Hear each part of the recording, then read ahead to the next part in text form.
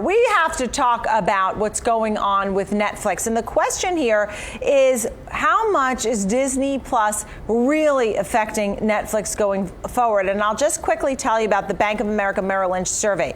It shows little change in Netflix churn after Disney Plus's launch. And in fact, the analyst kept his buy rating and a $4.26 price target. Brandon? Hey, Nicole. Now, Disney Plus on a long enough timeline, absolutely probably a threat to Netflix. It has the blockbuster content that viewers want, especially in this franchise ecosystem we find ourselves. But in the short term, Disney Plus isn't having a huge impact on Netflix's subscription rate. To start off, they only have a small handful of originals as they're relying more on library content, pre-existing shows and movies, whereas Netflix is almost entirely reliant moving forward on originals as they lose some of their licensed programming. So right now, Netflix isn't in any panic mode, especially as they continue to hold a dominant lead overall in subscribers and in overseas markets. Were you impressed yesterday when they started to release new metrics, Brandon, about international numbers? Because those kinds of metrics are not really known or taken into account when they're trying to demonstrate the power of Netflix and the followers and the growth. So by releasing some of the international growth numbers, does that really give them a real advantage, at least to a certain extent? It does help, especially as year-over-year international growth is decelerating just a bit.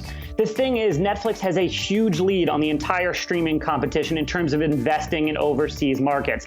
By 2020, they want to have at least 130 original series from local language programming in 17 different countries. And they've publicly stated that they're eyeing at least 100 million new subscribers in India overall. So breaking it down by this region-specific metric will help us track how much of a lead they can maintain on the competition.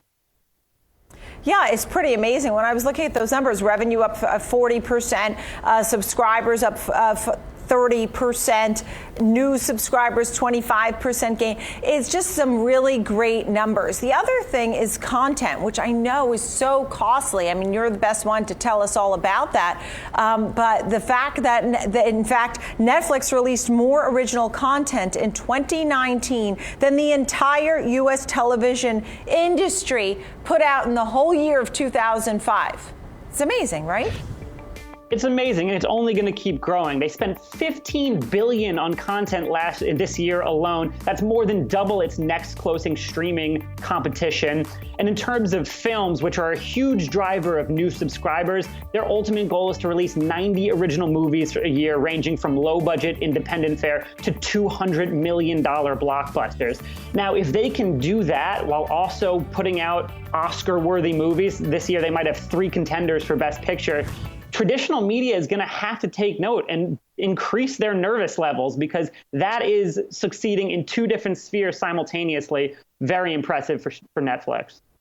Do you have a favorite of the Netflix lineup? We just showed so many great names. Well, if you guys haven't seen Marriage Story yet, that is an absolute Best Picture contender with Adam Driver and Scarlett Johansson. It's heartbreaking. It's beautiful. It may not be the biggest subscription driver because it's certainly, an adult-oriented drama, but it does make for some high-quality content that will attract A-list talent to Netflix.